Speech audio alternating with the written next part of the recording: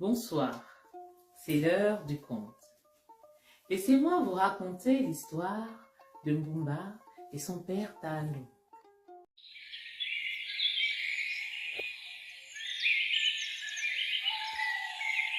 Dans un village, une mère qui venait de perdre son mari vivait avec leurs 3 filles, Pemba, la colérique, Bwanga, la paresseuse, et Mbumba, la rêveuse. Quand le père était encore en vie, il comptait beaucoup sur la dernière, qui était sa préférée parce qu'elle l'écoutait beaucoup plus que les 2 autres, qui préféraient souvent chercher bagarre dans le village. Le temps passant, la mère réussit à vivre avec ses filles sans la présence de son époux. Alors qu'elle était malade et ne pouvant pas aller avec ses filles au champ, elle les envoya. Sur le chemin, Mbumba, qui était un peu trop rêveuse, se mit à cueillir des fleurs en chantonnant. Elle voulait les offrir à leur mère. Seulement, cela ne plut pas à Pemba, qui s'énerva et la menaça de la frapper si elle continuait de chanter. Mbumba, craignant que sa sœur ne mette ses menaces à exécution, promit de se taire, ce qui ne réussit pas à calmer Pemba, qui d'ailleurs décida de s'arrêter là et de ne plus avancer. Mbumba, triste, avança avec Bwanga, qui, elle aussi, décida de s'arrêter. Mbumba ne comprenait pas, mais elle ne pouvait pas aller toute seule. Bwanga lui dit: « Ah, Mbumba, regarde, je suis fatiguée, hein? Vas-y, vas-y. D'ailleurs, je te promets que je vais aller chercher Pemba et l'emmener. » Mbumba savait que ce que lui disait sa sœur n'était pas vrai. Alors, elle partit. Elle arriva en brousse et réussit à prendre des petits gibiers dans les pièges. Elle réussit à aller à la plantation pour sarcler et prendre quelques boutures de manioc, un peu de banane. Et fatiguée, harassée, elle passa par la rivière. Là, dans les filets, il y avait un petit poisson. Il était si beau, avec des couleurs qu'elle n'avait jamais vues, qu'elle décida de le libérer de sa prison. Le poisson se faufila et partit dans le puits. Il revint vers elle et se mit à sauter au-dessus de sa tête. Mbumba se mit à rire. Décida de retourner, retrouver ses sœurs afin de rentrer au village.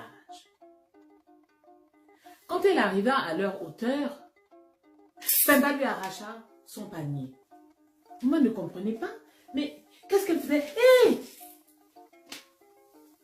Pemba la menaça. Si tu pars, tant pis pour toi. D'ailleurs, je prends tout et je ne te donne rien. Bwanga, qui connaissait les accès de colère de sa sœur, décida de ne pas s'en mêler. Mais elle lui demanda de lui donner un tout petit peu de ce qu'il y avait dans le panier. Elles partagèrent donc et laissèrent leur petite sœur toute seule derrière. Celle-ci se mit à pleurer. Elle pensait à son père. Comme le temps était différent quand il était encore en vie. Alors qu'elle pleurait comme ça en soupirant, elle entendit alors chanter. Volez, volez, volez, volez, volez, volez, volez, volez. Tajama wende, volez, volez. Bea oli bene, volez, volez. Volez, volez, volez, volez, volez, volez, volez, volez. Tajama wende, volez, volez. Bea oli bene, volez, volez. Alors, comme par enchantement, elle se sentit un peu rassérénée et décida de rentrer. Arrivée à la maison, elle trouva sa mère devant la porte. Celle-ci avait repris un peu de force. « Mais rien beau, tu reviens d'où comme ça? Depuis que tes sœurs sont rentrées, toi tu es resté derrière à aller faire toutes les corvées. Et surtout que je ne t'entende pas. » Mbumba regardait ses sœurs. Et puis, ne voulant pas recevoir de coups de son aîné, décida de faire ce que sa mère lui disait. Le lendemain, elle demanda à Mbumba de ne pas continuer de faire la paresseuse. Elle ne la connaissait pourtant pas ainsi. Alors, les 3 filles partirent. Mbumba arriva comme d'habitude à la fin à la rivière. À ce moment-là, le poisson arriva et devant elle, comme par extraordinaire, elle vit apparaître son père qui chantait la chanson de la veille. Volez, volez, mon ami volé, volez, volez, mon ami volé, inima wende, mon ami volé, benga uli bene, mon ami volé. La fille, qui n'en croyait pas ses yeux, sauta dans les bras de son père et se mit à pleurer de joie. Cela faisait tellement longtemps qu'elle n'avait pas senti son odeur. Ils passèrent un long moment à se raconter des histoires et à se remémorer ce qui était déjà passé. Et puis, le temps arriva.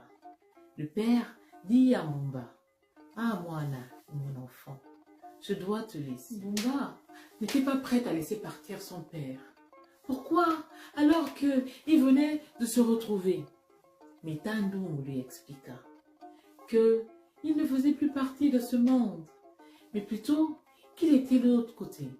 Mais de là-bas, il pouvait voir ce qu'il se passait, et c'est pour cela qu'il était arrivé, pour l'aider. Il lui dit de ne pas s'en faire, qu'elle pouvait partir tranquille et remettre à ses sœurs les paniers. Seulement, quand elle arriverait à la maison, elle devait partir derrière leur case et alors elle aurait une belle surprise. Mbumba n'eut pas d'autre choix que de laisser partir son père, qui, la voyant triste, lui remit une écaille bleue. Il lui dit donc qu'ainsi, elle pourrait penser à lui à chaque fois qu'elle se sentirait triste ou seule. Ce petit cadeau rassura la fille, qui retourna vers ses sœurs et, sans même qu'elle lui demande quoi que ce soit, elle leur remit ce qu'elle avait. Les trois filles rentrèrent au village ensemble. Les aînées racontèrent à leur mère. Mais au moment où elles vidèrent les paniers par terre, ça sentait mauvais. Il y avait là des détritus.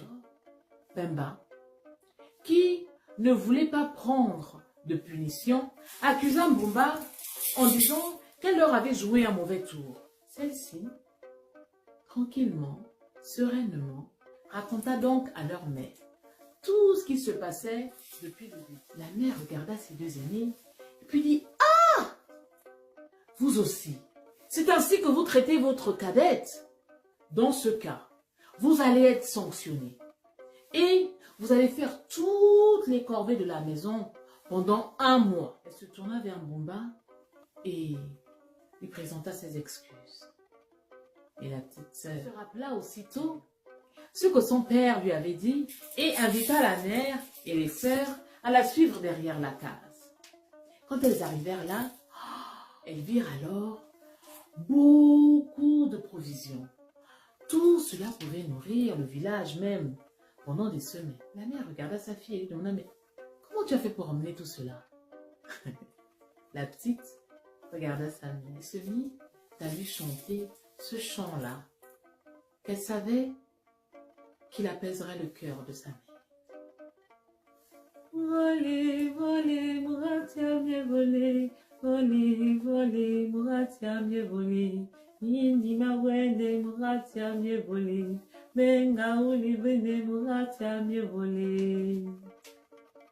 Ce qui voulait dire « Ne pleure pas, ma femme.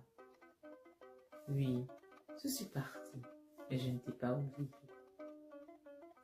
En effet, la fille avait compris que sa mère, à ce moment-là, avait aussi besoin d'entendre un chant qui l'aiderait à être consolée.